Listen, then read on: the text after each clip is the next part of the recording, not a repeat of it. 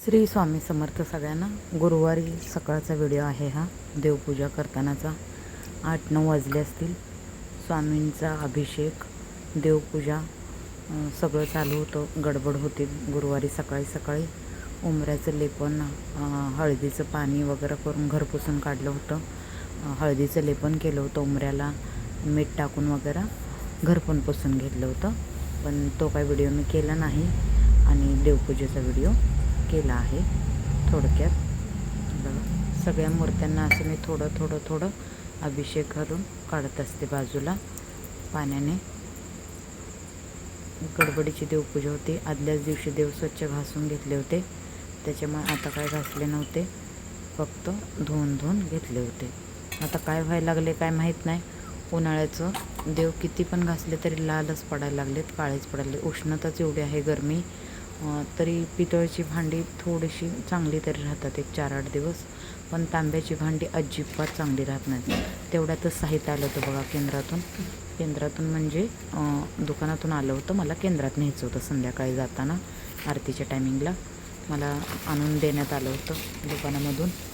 आणि केंद्रात जाताना मला आरतीला न्यायचं होतं. हे सगळं हे बघा, एवढं साहित्य आलं होतं. जसं संपेल जे अवेलेबल आहे, लागेल तेवढं भागवताचं. आज अष्टगंध, अधिक महिना सुरू आहे म्हणून भागवताचे पुस्तक आणि चरित्र सारामृत हे साहित्य आलं होतं. बाकी नित्यसेवा, माळा ते काही थोडं माझ्याकडे होतं.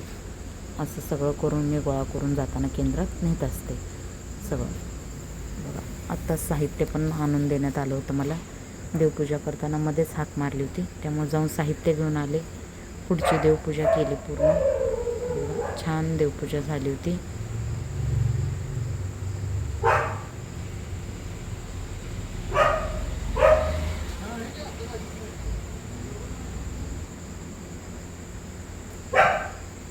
गुरुवारचं थोडक्यात मी तुम्हाला केंद्रात जाताना माझी घाई गडबड, देवपूजा, माझी नामजपाची वही चालू आहे. लिखित मी काही सेवा सुरू करते करायचं काही नाही. घ्यायचं आहे मला. थोडक्यात मी तुम्हाला गुरुवारच्या लिखित स्वरूपात मी नामजप करणार आहे. नामाची वही होती, ते नाम लिहून घेतलं. गुरुचरित्र सार म्हणून ग्रंथ आहे. दुर्गा आणि त्या दिवशी पंढरपूरमधून आणला होता. गुरुचरित्र पोथी आहे. ह्याच्यात असं आहे, हा गुरुचरित्र सारखाच आहे पण खूप छोटा आहे. त्याचे अध्याय खूप छोटे आहेत.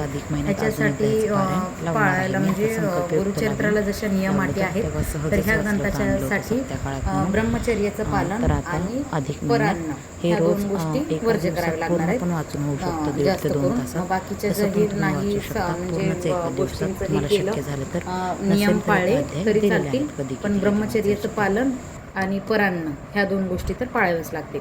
आणि त्यातल्या त्यात धान्य वगैरे तुम्ही नाही खाल्लं, एकच धान्य खाल्लं, कडधान्य नाही खाल्लं, भाज्या वगैरे दूध खाऊन जर केलं तर चांगलंच झालं.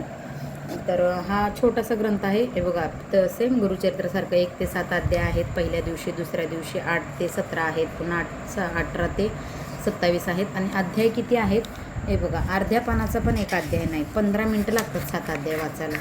दिवसाचे जे अध्याय आहेत ना ते वाचायला. बघा, 3रा अध्याय केवढा आहे, मोजून 4, 5, 6, 7 ओळींचा आहे, 5 ते 6 ओळींचा 4था अध्याय. 15 मिनटं लागतात दिवसातून वाचायला. आता मला पण काय अनुभव आला नाही ह्या ग्रंथाचा, मी अनुभव घेते. अजून मी काय सुरू केलेलं नाही, एकदा झाले माझं वाचून तरी.